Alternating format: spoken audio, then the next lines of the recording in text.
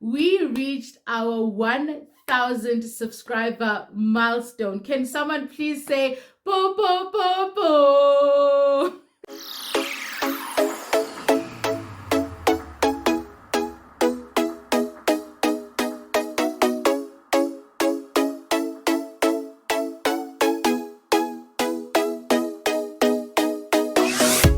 Hi team, welcome back to another video and thank you so much for joining me. If it is your first time here, andiswa.mojapelo, and on this channel I chat about all things related to managing your money and adulting in general. So if that sounds like your type of conversation, please make sure that you check out our other videos as well. Guys, guys, you know what is top of the agenda, top of the morning, top of the news today, right? We reached our 1,000 subscriber milestone. Can someone please say bo, bo, bo, bo? I'm so happy. I'm so over the moon, as you can tell, because it's quite recent. So I'm recording this video 2 days after the 1,000 subscriber milestone. That's why the excitement is still very evident and I'm literally over the moon. Thank you so much, guys, for your support. Thank you for supporting me throughout this. If you're following me on my other social media platforms like Instagram and my Facebook page or LinkedIn, you know that I've been rallying for 1,000 subscribers for the past 2 weeks now, and it could have ended in tears. When I put it out there that I want these 1,000 subscribers in the next 2 weeks and before the channel turns 1 year old, it could have honestly ended in tears, but it didn't. And that's all thanks to you guys resharing, liking the posts, putting it on your own social media platforms so I can increase my reach. And for that, I am eternally grateful. Thank you for helping me grow this channel. Thank you for putting this channel where it is at this point, where it's grown so much and it has so much engagement. I really do appreciate it. Guys, I wish I could cut open my chest so you could see how happy and grateful I am. Like, I literally, from me to you, had to redo the intro because in the first take, I did the intro for like 7 minutes or 9 minutes because I was just thanking you guys so much for 1,000 subscribers. And then I was like, okay, Andiswa, calm down, right?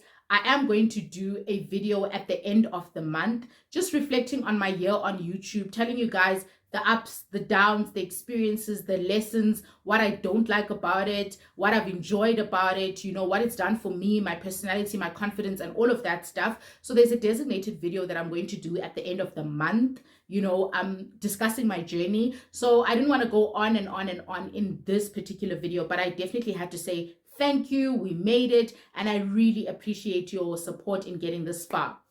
Okay, now, today, I want to talk about some financial misconceptions that I've come across. If you don't know, I work in the financial services industry and have been doing so for quite some time now. And I've also been managing my own money for 10 years now, I think, yeah, it's about 10 years now. So yeah, there's a lot of things that I've heard from people, that I've read, that I've come across, where in hindsight, after I gained my knowledge, experienced it for myself, I was like, people say this, but it is definitely not true. So these are some financial misconceptions that I believe are financial misconceptions. But if you think otherwise, like if you think, Andiswa, this thing is being spoken about in this way because it's actually true, and you don't think it's a financial misconception, please let me know in the comment section. You know, if you agree with any of these, let me know that I agree with this. I don't think it's a financial misconception, and let's chat about it in the comment section. So I've narrowed it into 5, okay? The first financial misconception that I've come across is the fact that people in the profession always know where you should put your money, okay? Now, when I was deep within the investments environment in the financial services industry, there's one question that I got a lot whether it was at a braai or a family gathering, or whether I was speaking to my mates about something. Everybody used to ask me, Andiswa, where do we put our money? Where should we be, you know, investing our money in order for it to grow? As if I had this secret that I was keeping from everyone and I wasn't telling them where they should put their money in order to double it in a day or stuff like that. Guys, people in the financial services industry, through experience and through knowledge, definitely know more than the person who doesn't deal with the stuff on a daily basis. However, there is no one who has zero doubt and 100% guarantee on what's going to happen in the financial markets on a day-by-day basis. If that was the case, okay, I was on the trading desk when the Steinhoff saga happened. I'll Google it if you're not sure what the Steinhoff saga is. But when the whole Steinhoff thing happened, I was at the trading desk and I saw how quickly things turned south and how many people, I'm talking hedge funds, businesses, companies, the government, everybody was invested in Steinhoff, and they didn't know that things would pan out to the degree that it did in such a short space of time. I'm specifically using this example to say that yes, people use their knowledge and experience to make informed decisions and to also forecast a couple of things.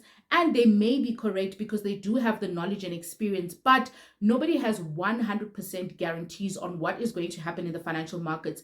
So I believe that it's a misconception to think that, people on the trading desk or people in the equity markets or people in the financial services industry know exactly where to put your money in order for it to double or grow.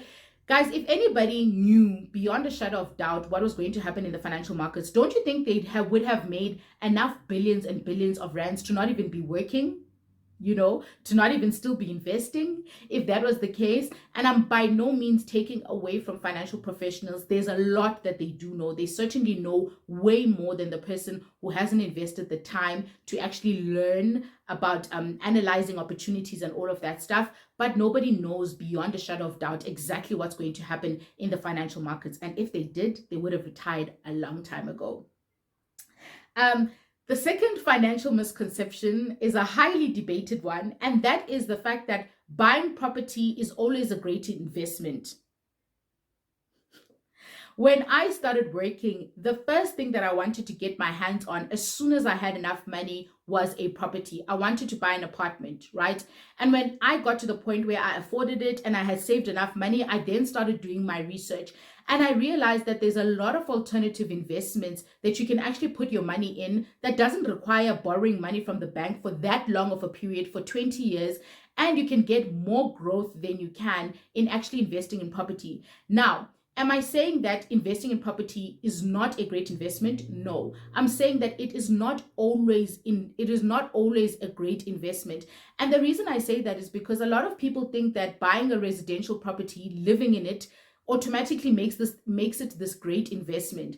So by definition, an investment is an asset that generates an income or appreciates in value.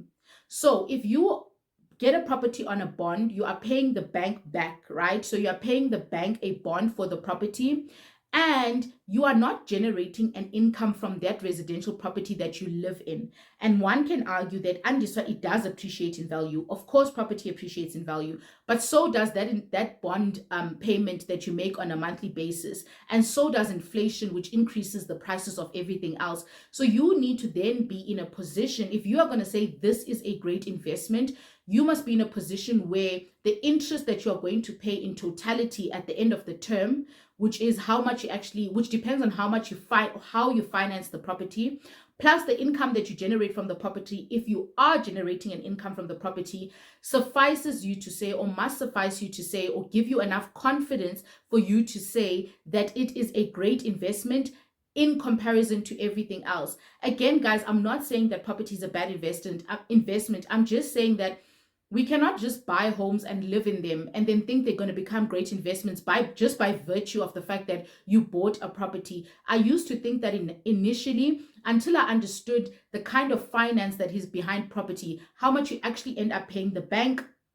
and all of those other underlying stuff that you need to consider when you are considering an investment property. There are people who have enough cash, enough money to actually make good investments out of property, where, for example, they predominantly fund the property themselves, so they don't borrow a lot from the bank. They choose it in a nice area and they get a tenant. So there's an income coming in. You didn't use like a fat loan for it. You did put some money into it and all of that stuff. I don't want to go too deeply into that topic. But what I wanted to say is, I'm not saying that don't buy a house, and I'm not saying don't buy a property, but I'm saying if you are saying that you're buying a property for investment purposes, please just apply some thought to it. And if you are saying it's a great investment, make sure that the other alternatives wouldn't have made better investments for far less. There's lots of information on the internet about how much you would have gotten, from the market had you invested there, as opposed to buying property at a specific time and date. Just research it, right? If you are looking at going into that route. But the fact that buying property is always a great investment, I think that's a financial misconception. The third one is the fact that insurance is a scam. You would much rather save.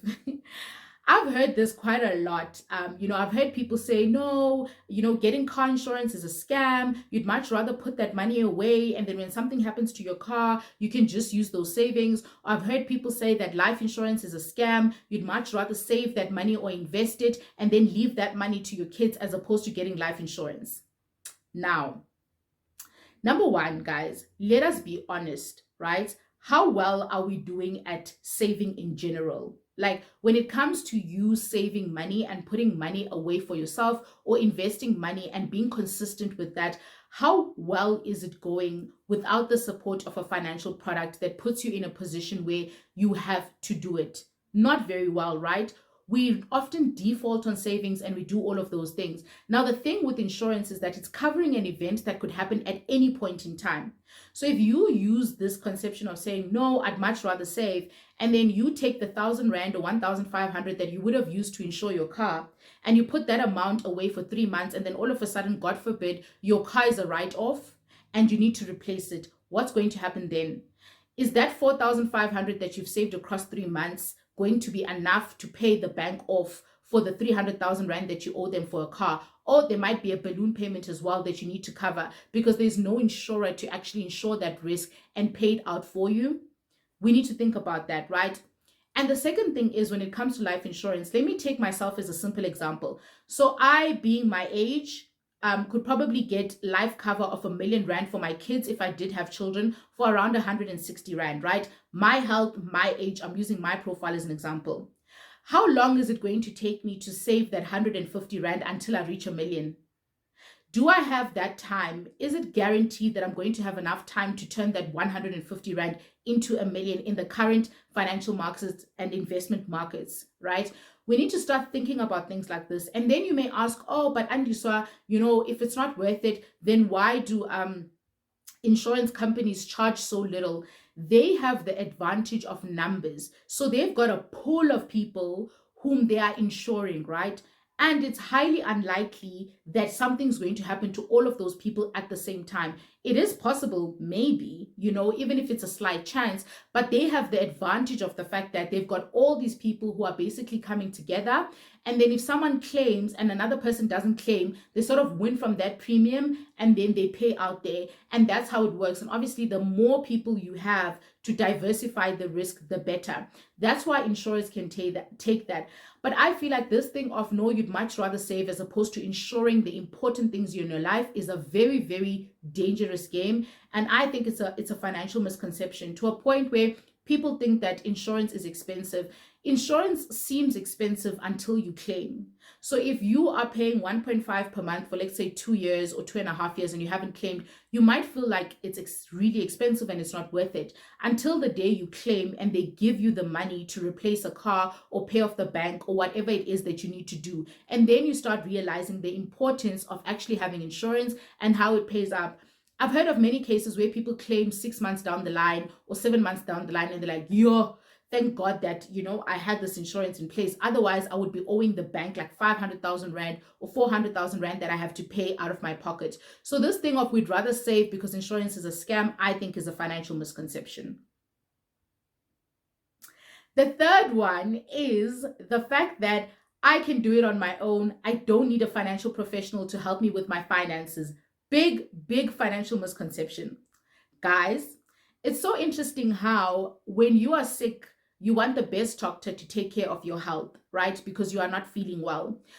When your plumbing has an issue, you call a plumber. When, you have an issue with the construction of your property, you call engineers or people who work in construction because you trust that they are knowledgeable in the area that you are not knowledgeable in, or they are skilled in the area where you lack. So you are willing to pay them in order for them to perform that task to the best of their ability. But here's the thing, when it comes to money, Everybody feels like they can do it on their own. Everybody feels like they've got this, they've got the right skills, they've got the right tools, and all of that stuff. And I believe that it is a big financial misconception to believe that you can do everything and you can understand every detail in the best way possible by yourself.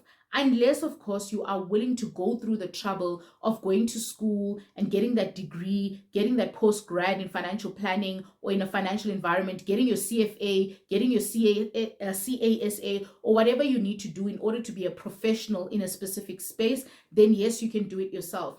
But this shortcut of just Googling things and doing your own analysis, putting money there, taking it out there without necessarily knowing the implications and the risks thereof is very, very dangerous in my view. And I believe that in the same manner that we trust professionals in the other areas of our lives, why wouldn't we trust professionals in the area that is so important? Like, you wake up every single day to work so hard for this money. And when it comes to the decision maker, you want to Google it or like guess or make decisions based on your knowledge when you know that you are a professional in another area. And lastly, when it comes to this space, right, I often ask people who tell me that, like, oh, Andy, so you know what, I can figure this out on myself. Guys, I've worked with financial products for a very long time. Let me tell you, financial products are not super easy. There's a reason why there's an element of advice or professional attached to certain solutions. It's because somebody needs to break it down and they need to make you understand. And I always use myself as an example and say that in as much as I have a lot of knowledge in the financial space and in financial products, but I also too consult a financial advisor because I don't know it all and I don't have the time to figure it all out. So in areas where I lack, I consult a professional and I say, whoops, my knowledge stops there. Please advise me on what I should do here because you've got more knowledge in this space. You've got more experience in this space. So if I can do that, even though I work in the space with these people, I still, also need someone to help me out here and there. I don't know why some of us would think that we can solve it all on our own. Or I think the misconception that we can, or the fact that we think we can, is a misconception. And lastly, to close this financial misconception, if you've been doing it yourself all your life with no knowledge, no advice, no anything from a life insurance, estate planning, your will, your investments and everything, how is it going? Like, how is it going? If you were truly to dig deep and ask yourself, how have you been managing on your own without that element of advice or professional to help guide you with the knowledge and experience that they have? The other financial misconception that I wanted to talk about is the fact that you need to have debt in order to build a credit score. Or you need to be in debt in order to build a credit score. So I heard recently someone tell me that in order to build a good credit score, you need to have multiple debts. So the individual was basically saying that if you want a really good score, you need to have a clothing account and a credit card and maybe a personal loan and something else and all of these things. Guys, debt and credit are two different things, right? Credit is a facility. When they give you a credit score, they want to be able to know that you are able to use this facility called credit in a healthy manner. You are able to pay back when you are supposed to pay back. They are not looking for the number of things that you've borrowed and how much you've borrowed and gotten into debt and how much interest you've paid and all of these things. And I think I can explain this very simply using my example. And I'm not telling you to build your credit score the way that I did. This is definitely not financial advice of any sort. But for example, I have an excellent credit score, right? So my credit score ranges in the very top end, and it's considered excellent according to two different credit places. And I have only had a credit card of which I used to buy on my credit card and pay off before I get charged interest. That is the only facility that I use to build my credit score, and my credit score is excellent. So I never understand when people say that you need to get into debt, you need to borrow from a long time, you need to borrow in different types of places in order to build a healthy credit score. That is not true. I am proof that that is not true because I didn't get into debt, but I have a credit card. and I have a credit score that is very healthy. So please check this information before you get sold. And I think that's where the professionals and the advice and the guidance and the knowledge and the reading and the financial education come in. It's to just like declutter some of these misconceptions that you may hear on the street but are not necessarily true. Thank you so much for watching this video till the end. I really do hope that you enjoyed it. And if you did, please give me a huge thumbs up, and do consider subscribing to this channel if you haven't, so I can see you in the next one. Bye.